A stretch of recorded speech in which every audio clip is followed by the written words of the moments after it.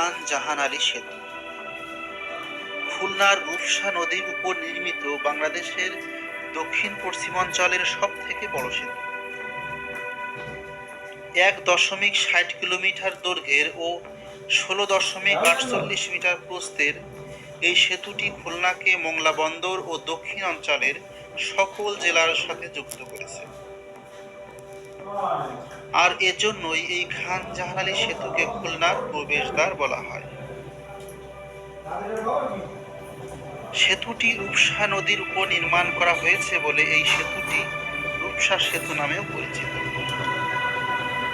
রূপসা নদীর অসাধারণ প্রাকৃতিক সৌন্দর্য এই খান জাহান আলী সেতুকে আরো আকর্ষণীয় করে তুলেছে।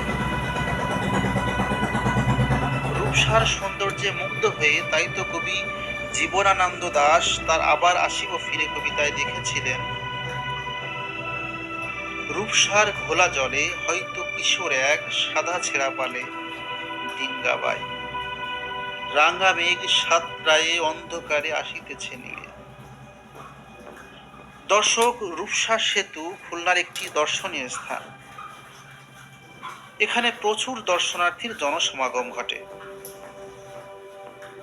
বিশেষ করে ছুটির দিনে উপচে পড়া ভিড় দেখা যায়। দর্শনার্থী ও অযান্ত্রিক যানবাহনের জন্য সেতুটিতে আলাদা লেনের ব্যবস্থা করা হয়েছে। সেতুতে ওঠার জন্য এর দুই পাশে দুইটি করে মোট 4টি সিঁড়ি রয়েছে।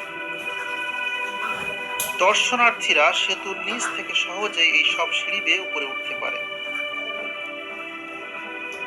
জাপানি সহায়তায় নির্মিত এই রূপসা সেতুটির ভিত্তিপ্রস্তর আজকের প্রধানমন্ত্রী শেখ হাসিনা স্থাপন করলে ২০০৫ সালের ২১শে মে তৎকালীন প্রধানমন্ত্রী বেগম খালেদা জিয়া এটি উদ্বোধন করেন।